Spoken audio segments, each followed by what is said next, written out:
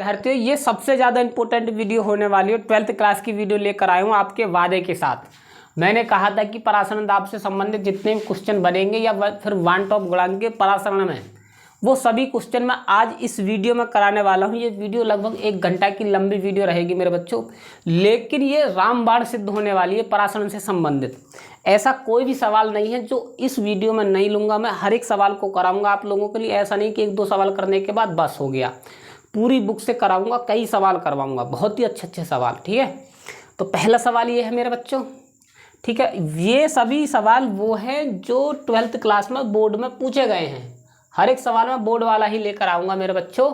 ये बोर्ड वाले सवाल है, इसका मेरे कहने से नोट्स बना लेना इसका, क्योंकि 3 या 4 नंबर का पूछा ही जाता है इनमें से सवाल। तो मेरे बच्चों देखिएगा, इसका आप देखिएगा हल कैसे करेंगे।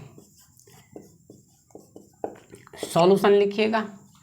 परासरण दाब से संबंधित है, तो परासरण दाब का आपके लिए मैंने फॉर्मूला करवाया था, पाई बराबर के W/M मल्टीप्लाई S गुणा T।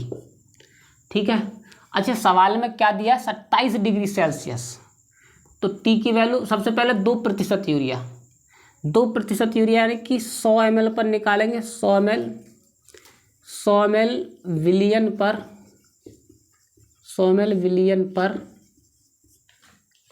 पदार्थ की सांद्रता, यानी यूरिया की सांद्रता, यूरिया की सांद्रता 100 पर करेंगे तो 2%, 2% बटे 100 कर देंगे मेरे बच्चों। ये 100 ml है तो ऐसे आ जाएगा, 100 से 100 कैंसिल, ये 2 आ गया, 2 ग्राम।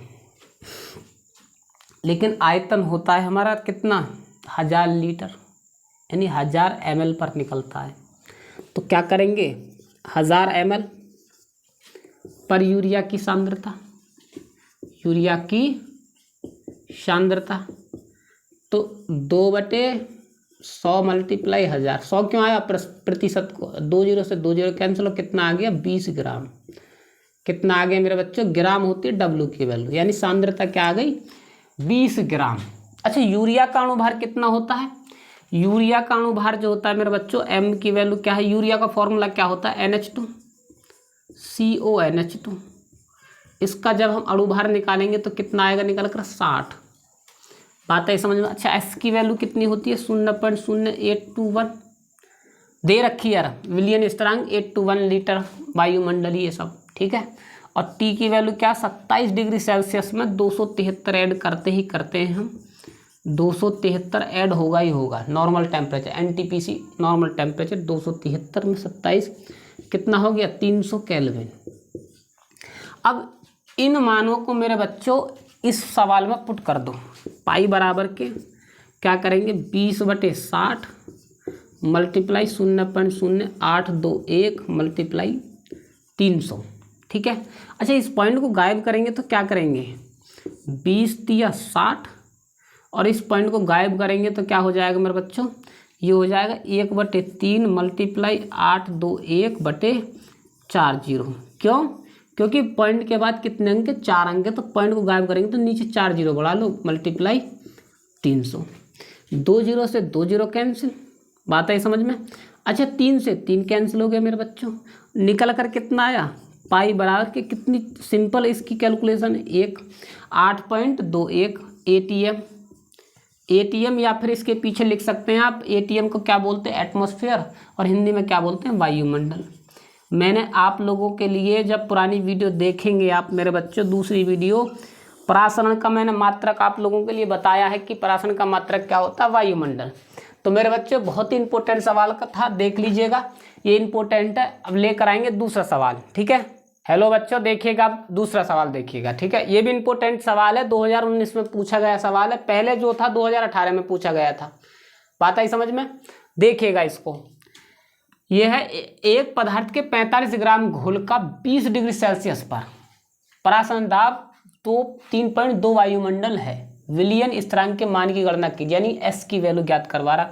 पदार्थ का अणुभार भी दिया है 342, पदार्थ का अणुभार कितना दिया मेरे बच्चों, 342। तो देखिएगा, जमाइएगा, पहले सॉल्यूशन लिखिएगा यहाँ पर, और क्या लिखना है, 45 ग्राम प्रति लीटर दे दिया है, तो यानी W की वैल्यू कितनी हो गई, 45 ग्राम प्रति लीटर है क्या, 45 ग्राम प्रति लीटर, कुछ भी हो हमें कोई मतलब नहीं, लेकिन अणुभार दे दिया है। अणुभार नहीं देता तब मतलब होता। तो m की वैल्यू कितनी है मेरे बच्चों, 342। ठीक है। अच्छा पाई की वैल्यू क्या, उसने 3.2 वायुमंडल लिखा है, तो यानी इससे वायुमंडल किसका मात्रक होता है, परासरण का, परासरण दाब का। तो परासरण दाब का वैल्यू है फिर तो ये, इससे आप आइडिया लगा सकते हैं, बात आई समझ में। तो पाई की वैल्यू क्या हुई मेरे बच्चों, 3.2 वायुमंडल, वायुमंडल। बात समझे नहीं समझे। अच्छा जी, उसके बाद क्या है, उसके बाद क्या है, टी की वैल्यू क्या है, टी की वैल्यू कितनी है, देखो 20 डिग्री सेल्सियस। तो टी बराबर के 20.273। मेरे समझाने का तात्पर्य ये है कि 20 डिग्री सेल्सियस हो या कितनी भी डिग्री सेल्सियस हो, 373 ऐड करना ही है आपको। और 373 यानी केल्विन में अगर आएगा मान तो फिर नहीं करना है, डिग्री सेल्सियस में होगा तो फिर 373 ऐड करो आप उसमें, 273 सॉरी ऐड करो। केल्विन बनाना है मतलब डिग्री सेल्सियस का। अब देखो ये दोनों जुड़ के कितने हो जाएंगे, 293 केल्विन हो गया, ये डिग्री सेल्सियस का केल्विन बन गया। ठीक है। एस बराबर के क्या है, नहीं सवाल सिंपल। फॉर्मूला क्या होता है, परासरण दाब बराबर के W/M मल्टीप्लाई एस गुणा टी। ठीक है। अच्छा परासरण दाब की वैल्यू क्या, 3.2 बराबर के, उसकी वैल्यू क्या है 45 बटे और 342 मल्टीप्लाई एस की वैल्यू निकालनी हमको 293। बात आई समझ में मेरे बच्चों। अब क्या करेंगे हम, ये इतनी वैल्यू किधर चली जाएंगी, ये वैल्यू हमारी इधर चली जाएंगी और ये नीचे चली जाएंगी। एस बराबर कितना हो जाएगा, 3.2 मल्टीप्लाई 342 अपॉन 45 मल्टीप्लाई 293। बात समझे। अच्छा इस पॉइंट को गायब करेंगे तो यहाँ पे नीचे 0 बढ़ जाएगी। ठीक है। अब इसको आप 2 से डिवाइड करके देख लो एक बार, ये 16 बार जाएगा। 2 से करेंगे तो 2 और 2 2 और 5, इतनी बार चला गया, यानी कि कितना आ गया 16 गुणा एस बराबर के 16 गुणा 342 बटे 225 मल्टीप्लाई 293। बात समझे। अच्छा इसकी जब मल्टीप्लाई करेंगे हम 16 की, कि 16 दूनी 32, 16 दूनी 32 का 2 हासिल लगे 3, 16 चौका 64 और 3 कितने हो गए 67 हासिल लगा 6, 16 कम 16, 16 में 32, 16 3 48 और 6 कितने हो गए 54। कितने हो गए मेरे बच्चों 54 बटे, अब 225 में 293 की मल्टीप्लाई कर लो भैया जी, कितना आएगा 3 पंजे 15 का 5, 3 पंजे 15 का 5 हासिल लगा 1, 3 दूनी 6 1 7 और 3 दूनी 6, 9 पंजे 45 का 5 हासिल लगा 4, 9 दूनी 18 4 22 हासिल लगे 2, 2 दूनी 18 2 20 मल्टीप्लाई 2 से करेंगे तो मेरे बच्चों 0 5 और कितना हो गया 4, 450 5 7 5 12, 7 और 5 कितना होता 12 का 2 हासिल लगा 1 9 5 और यहाँ पर कितना हो गया, यहाँ पर हो गया 6। कितना आ गया मेरे बच्चों, देखो कैलकुलेशन तो आपको भी करनी पड़ेगी, मुझे भी करनी पड़ रही है, मैं भी कोई कैलकुलेटर थोड़ी हूँ। ठीक है। तो मल्टीप्लाई करके यानी कि कितना आया मेरे बच्चों, इतना आया 65,925। इसमें इसका जब भाग देंगे आप देख लेना, मुझे पता है एस की वैल्यू कितनी होती है, मैंने आप लोगों के लिए बताया भी होगा कि विलियन स्थिरांक की वैल्यू कितनी होती है 0.0821, इतना आ रहा होगा। ठीक है। वायुमंडल, वायु लीटर केल्विन इनवर्स, ये होती है इसकी यूनिट। बात आई आप लोगों की समझ में, ये बहुत ही इंपॉर्टेंट सवाल था, देख लीजिएगा। इसके बाद तीसरा सवाल लेकर आते हैं। ठीक है प्यारे विद्यार्थियों, देखिएगा अब हम आप लोगों के लिए लेकर आए हैं तीसरा सवाल, 2018 में पूछा गया है, ये भी इम्पोर्टेंट सवाल है, देखिएगा इम्पोर्टेंट सवाल है। सुक्रोज के 1 लीटर विलियन में 3.42 ग्राम सुक्रोज, कितने ग्राम है 3.42 ग्राम, यानी कि W की वैल्यू हो गई, सुक्रोज घुला है और 300 केल्विन, देखो पहले केल्विन दे दिया है, अब टी की वैल्यू कितनी दे दी 300 केल्विन। मैंने क्या बताया था अभी पिछले सवाल में कि अगर डिग्री सेल्सियस में होगा तो आपको 273 जोड़ना ही जोड़ना है, और केल्विन में तो अब क्यों जोड़ेंगे हम, बिल्कुल नहीं जोड़ेंगे। तो आगे देखिएगा, विलियन का परासरण दाब ज्ञात कीजिए। ठीक है, पाई की वैल्यू पूछ रहा है वो। सॉल्यूशन लिखिएगा मेरे बच्चों, देखिएगा अब कैसे करेंगे इसको। W की वैल्यू कितनी है 3.42 ग्राम। अच्छा सुक्रोज का अणुभार कितना होता है, इसका फॉर्मूला देखिएगा C12 H22 O11। इसका जब अणुभार निकालोगे तो मेरे बच्चों कितना आएगा 342 ही आता है, ठीक है। और T की वैल्यू कितनी दे रखी है 300 केल्विन, 300 केल्विन। और H की वैल्यू हमेशा होती है 0.0821, ठीक है। हमको पाई बराबर के क्या, पाई बराबर के निकालना है, ठीक है। तो मेरे बच्चों देखिएगा फॉर्मूला क्या होता है, पाई बराबर के W/M मल्टीप्लाई S गुणा T, ठीक है। पाई बराबर के W की वैल्यू कितनी है 3.42/342 मल्टीप्लाई 0.0821 मल्टीप्लाई 300। बात आई समझ में। इस पॉइंट को जब हम गायब करेंगे इस पॉइंट को तो नीचे 2 जीरो बढ़ा लेंगे, पॉइंट से पॉइंट कैंसिल और 342 से 342 कैंसिल एक बार, ठीक है मेरे बच्चों। आगे देखिएगा, आगे क्या बचा, 1 बचा, नीचे क्या बचा 100 बचा, पाई बराबर के। उधर देखिएगा, इधर पॉइंट को गायब करेंगे तो 1 2 3 4 है, पॉइंट के बाद अंक तो 8 2 1 बटे 1 2 3 4 जीरो मल्टीप्लाई 300। बात समझे, 2 जीरो से 2 जीरो कैंसिल हो गई ये वाली। पाई बराबर के इस 3 की मल्टीप्लाई इसमें करेंगे तो 3 6 24 और मल्टीप्लाई यहाँ पर 4 जीरो है इसके नीचे। अच्छा मेरे बच्चों इसको इस प्रकार लिख सकते हैं क्या 0.2463 और वायुमंडल परासरण दाब का क्या होता है मात्रक वायुमंडल। बात आई समझ में या नहीं समझे, समझे या नहीं समझे। इस प्रकार ये सवाल निकलेगा, इंपॉर्टेंट सवाल था, देखिएगा एक बार गौर से, स्क्रीनशॉट ले लेना, बड़ा इंपॉर्टेंट सवाल है। इसके बाद चौथा सवाल देखिएगा मेरे बच्चों। प्यारे विद्यार्थियों देखिएगा सवाल नंबर 4 है ये, क्वेश्चन नंबर 4, ठीक है। ये NCERT की बुक का सवाल है, बहुत इंपॉर्टेंट, ये सबसे ज़्यादा इंपॉर्टेंट है। उन तीनों सवालों में से सबसे ज़्यादा इंपॉर्टेंट यही है। 2023 में भी पूछा गया था ये, और अभी भी पूछा जा सकता है कभी भी, ठीक है। 2025 में पूछा जा सकता है, 2026 में पूछा जा सकता है, आने वाले वर्तमान काल में भी पूछा जा सकता है, ठीक है। बात आई समझ में आप लोगों के, ठीक है। अब देखिएगा मेरे बच्चों, आगे देखिएगा आप लोग, ठीक है। आप लोग देखिएगा आप कैसे करोगे, ठीक, कैसे करोगे आप, ठीक है। अब 1.26 ग्राम है ये, तो W की वैल्यू कितनी है 1.26 ग्राम, ठीक है। और ये किसकी वैल्यू है, किसकी वैल्यू है ये आयतन की वैल्यू है, इतने घन सेंटीमीटर विलियन में। किसकी वैल्यू है ये आयतन की वैल्यू। आयतन V बराबर के कितना है 200 सेंटीमीटर की पावर घन है। अगर इसको हम लीटर में कन्वर्ट करेंगे तो मेरे बच्चों कैसे हो जाएगी 200/1000, कितनी हो जाएगी 200/1000। तो कैसे कर देंगे 0.2 लीटर, यानी कि V की वैल्यू कितनी आ गई 0.2 लीटर, ठीक है। ये लॉजिक समझ में आया, यही लॉजिक समझना था, बस आपको समझाना यही था मुझे कि 200 सेंटीमीटर की पावर घन विलियन में, विलियन में, यानी कि ये चीज़ जो दे रखी है ये V की वैल्यू दे रखी है मैंने। परासरण दाब में आयतन भी होता है, तब से जब दिया नहीं था सवालों में तो मैंने लिया भी नहीं था।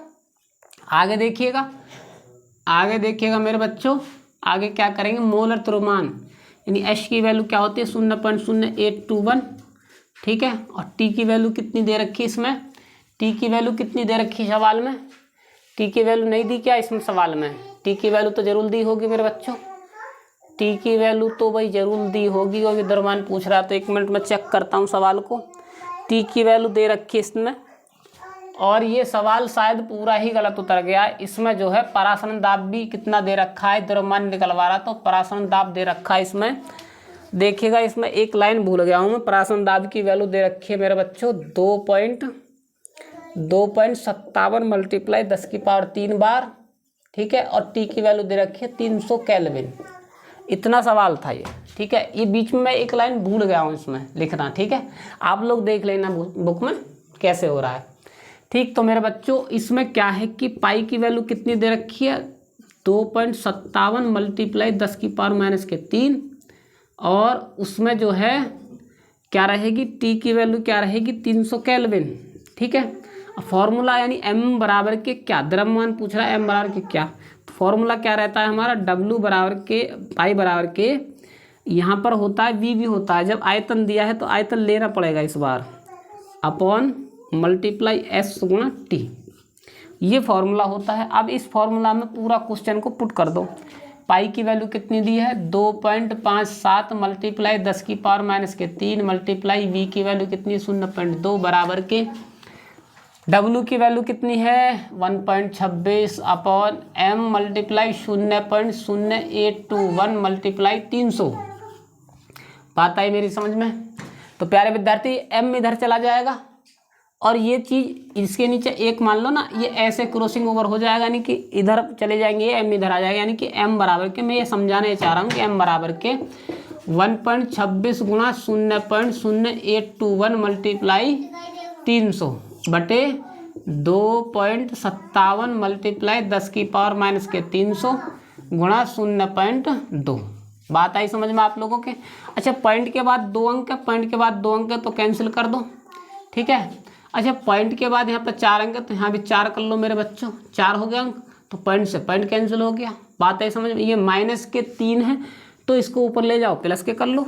कैसे, ऐसे 126 मल्टीप्लाई 801 मल्टीप्लाई 300 और मल्टीप्लाई 10 की पावर 3, ये प्लस में हो गया ऊपर आकर, और क्या है 257 मल्टीप्लाई ये कितने हैं 200 हो गए, 2000 हो गए।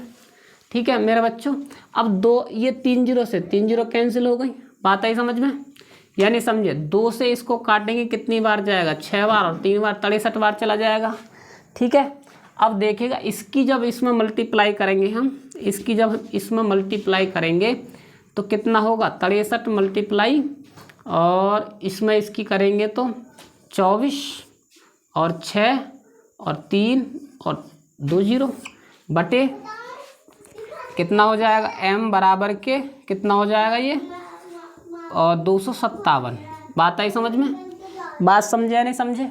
अब इसमें इसकी मल्टीप्लाई करेंगे किस में 63 में, और 24 और 24 63 2 जीरो में 63 की मल्टीप्लाई करेंगे तो कितना हो जाएगा 2 जीरो, 9 18 का 8 हासिल लगा 1, और 12 1 13 का 3 हासिल लगा 1, 6 1 7 मल्टीप्लाई 0 0 18 का 8 हासिल लगा 1, और 6 छंग 36 और 1 37 हासिल लगा 3, 6 चौक 24 और 3 कितने हो गए 27 हासिल लगे कितने 2, और यानी कि 6 दूनी 12 और 2 14। बात आई समझ में। 0 0 9 16 का 6 हासिल लगा 1, 10 1 11 का 1 हासिल लगा 1, क्या करेंगे 14 15 5 हासिल लगा 1 5 और 1। बात समझे मेरे बच्चों। आगे देखिएगा कितना आएगा ये आ गया साहब 15 51 और 69 2 जीरो बटे 257। जब हम इसका भाग देंगे तो कितना आएगा मेरे बच्चों 61 0 61 मतलब 61 3 3 कुछ आएगा m की वैल्यू समथिंग मुझे याद है इतना आएगा। ठीक है, बात समझे या नहीं समझे। तो प्यारे विद्यार्थियों आप लोगों की समझ में आया होगा, यानी 3 3 नहीं आएगा 8 8 आएगा। कहाँ पर आएगा 8 8 यहाँ पर। बात समझे।